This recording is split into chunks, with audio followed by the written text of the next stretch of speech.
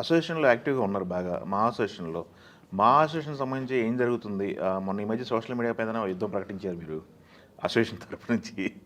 అసలు అట్లే కాదు సార్. ఆ, మా అసోసియేషన్ మీకు తెలిసిందే, ఎలక్షన్స్ ఇవి తెలిసిందే.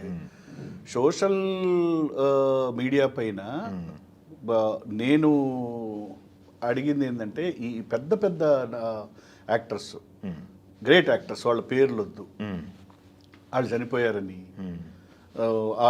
వాళ్ళకి ఫోటోలు పెట్టేసి వాళ్ళు బతికుండగానే బ్రహ్మాండంగా అవాస్తవాలు రాయటం. ఇప్పుడు మా ఫ్రెండ్ శ్రీకాంత్ గారు ఉన్నారు, హీరో గారు.